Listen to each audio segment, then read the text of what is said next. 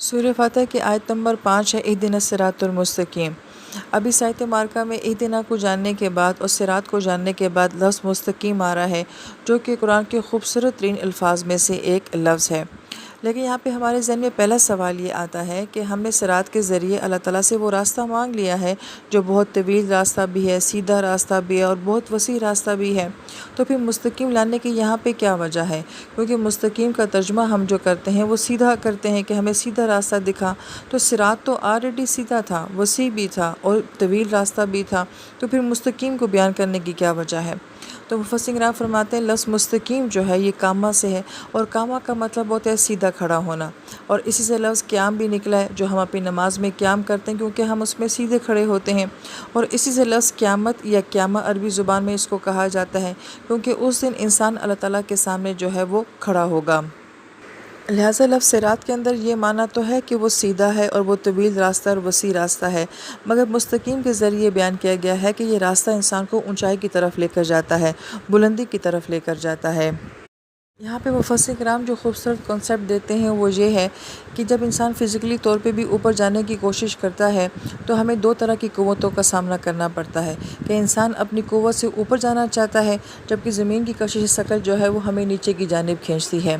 لہٰذا یہ راستہ روحانیت کا راستہ ہے، اور یہاں پہ بھی دو قوتوں کو آپس میں لڑنا پڑتا ہے۔ انسان کے اندر اللہ تعالیٰ نے وہ روحانی قوت اور طاقت جو کہ روح کی صورت میں رکھی ہے، جو کہ فطرت کی صورت میں ہے، وہ یہ کہتی ہے کہ انسان کو کہ یہ اوپر کی جانب جائے، نیک اعمال کرے، لیکن جو اس ظاہری دنیا میں جو نیگیٹو فورسز ہیں وہ ہمیں نیچے کی جانب کھینچتی ہیں، اور وہ ساری طاقتیں کون سی ہیں؟ نفس کی طاقت ہوتی ہے، دنیا کی محبت، دنیا کا ماحول، یہ سب ہمیں جو ہے وہ نیچے کی جانب کھینچنے کی کوشش کرتی ہیں۔ لہٰذا یہ ایک مسلسل جنگ ہے کہ انسان کی روحانیت کہتی ہے کہ تم نے آگے جانا ہے، اوپر کی جانب جانا ہے، جبکہ دنیا کا سارا ماحول جو ہے وہ ہمیں نیچے کی جانب کھینچ رہا ہوتا ہے۔ تو ہم اللہ تعالیٰ سے یہ دعا کرتے ہیں کہ اللہ تعالیٰ اس راستے پہ ہمیں اوپر کی جانب لے جا، ہماری مدد فرما کہ ہم اس راستے پہ اوپر کی جانب جو ہے وہ چل سکیں۔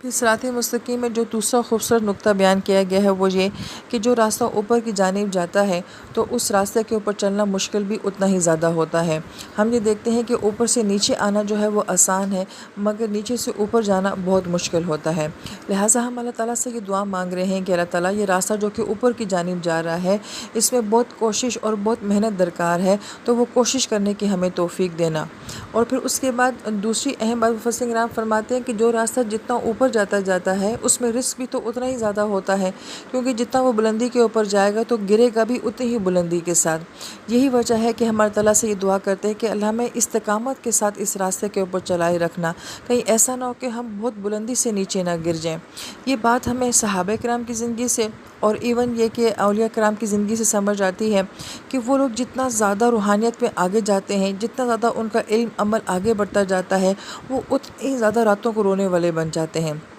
اتنی زیادہ ہم ان کے اندر خوف خدا کو زیادہ دیکھتے ہیں، اور انہیں اپنی آخرت کی اتنی زیادہ فکر ہمیں نظر آتی ہے۔ اس کی وجہ کیا تھی؟ یہی وجہ تھی کہ وہ جس قدر بلندی پہ جاتے جا رہے تھے انہیں یہ ڈر لگا رہتا تھا کہ ہم اسی بلندی پہ قائم رہ سکیں گے، کہیں ہم یہاں سے گر تو نہیں جائیں گے، کہیں آج ہم دیکھیں لیکن کہیں ایسا نہ ہو کہ ہمارا خاتمہ بالخیر کسی اور معاملے کے اوپر ہو جائے۔ ایک ایمان والے کو یہ سوچ سب سے زیادہ ڈرا دیتی ہے کہ اللہ تعالیٰ میرا انجام اچھا کرنا، میرا اینڈ اچھا ہونا چاہیے۔ لہٰذا یہ راستہ اوپر کی طرف لے کر جائے گا تو اس کے اندر رسک بھی اتنا ہی بڑھتا چلا جائے گا۔ پھر صراط مستقیم کا ایک خوبصورت معنی جو بیان کیا جاتا ہے کہ اگر انسان کسی راستے کے اوپر چلتا ہے، جتنا وہ بلندی کے اوپر جاتا جائے گا اس کا ویو اتنا ہی زیادہ کلیئر ہوتا جائے گا اور منظر اتنا ہی زیادہ حسین ہوتا چلا جائے گا۔ اگر آپ پہاڑی کے نچلے سرے پر کھڑے ہیں تو نہ آپ کو ویو کلیئر ہوتا ہے، نہ کوئی خوبصورتی سمجھ آتی ہے۔ لہٰذا یہ تو دنیاوی راستوں کا معاملہ ہے۔ ہم یہ دیکھتے ہیں کہ دنیا میں جتنے بھی خوبصورت منظر دکھائے جاتے ہیں وہ پہاڑوں کی چوٹیوں سے دکھائے جاتے ہیں،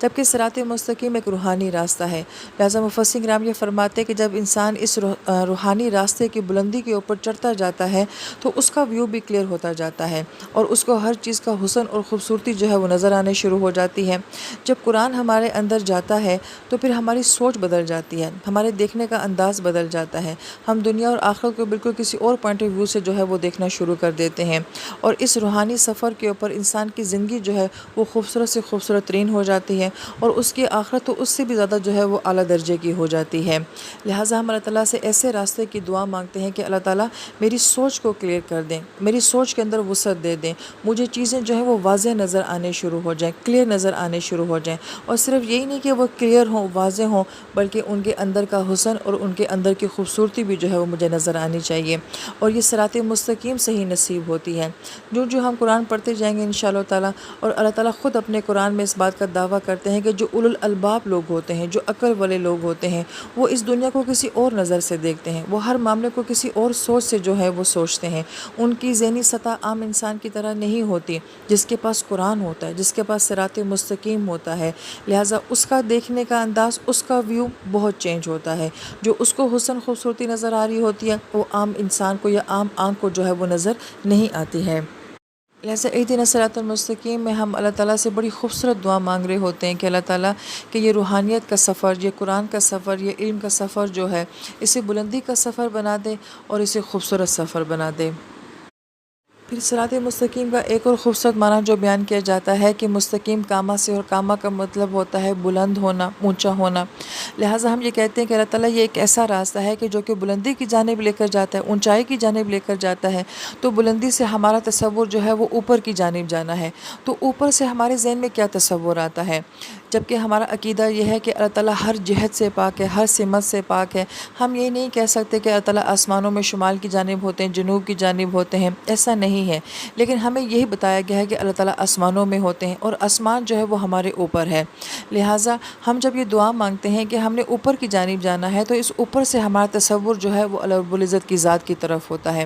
کہ انسان اس روحانیت کے سفر میں اور اس علم کے سفر میں، اس قرآن کے سفر میں جتنا زیادہ اوپر جاتا جائے گا، وہ اللہ تعالیٰ کے اتنا ہی قریب ہوتا جائے گا، وہ قرب کے درجات کو اتنا ہی جلدی جو ہے وہ طے کرتا جائے گا۔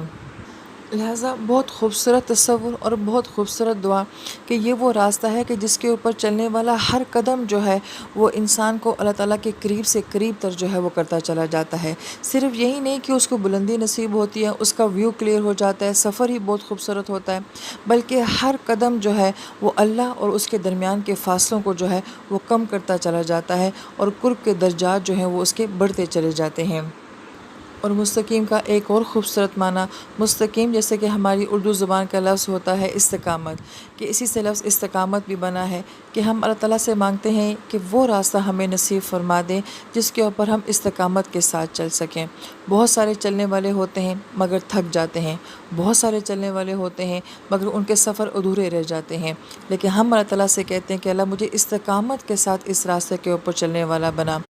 جیسا کہ ہمارے اکابرین فرماتے تھے کہ استقامت بہت بڑی کرامت ہے۔ اب ہم کرامت یہ سمجھتے ہیں کہ کوئی ہواؤں میں اڑتا نظر آ جائے، یا پانی کے اوپر جائے نماز بچھا کے نماز پڑھتا ہوا نظر آ جائے، تو ہم اپنے بزرگان دین سے بھی جو اس طرح کی کرامات جو ہے ایکسپیکٹ کرتے ہیں، جبکہ وہ خود یہ فرماتے ہیں کہ سب سے بڑی کرامت یہ ہے کہ انسان استقامت سے کسی چیز کو فالو کرنا شروع کر دے۔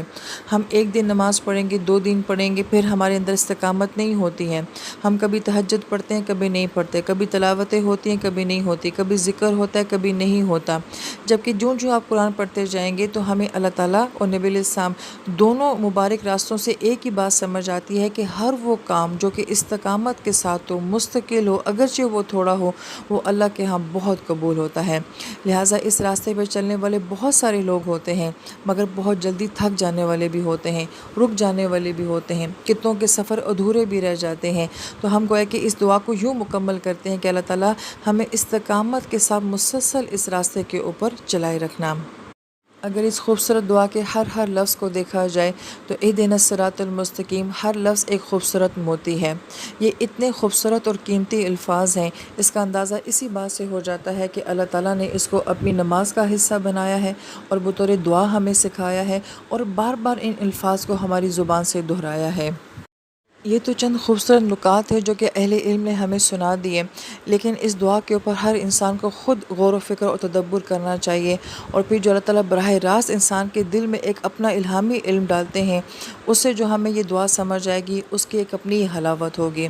ہمارے استاد فرمایا کرتے تھے کہ صرف نمازوں میں نہیں بلکہ نمازوں کے علاوہ بھی جو ہے اس دعا کو بار بار مانگا کرو کہ اللہ تعالیٰ ہمیں ہدایت والا راستہ دکھانا اور استقامت والا راستہ دکھانا۔ آمین یا رب العالمین۔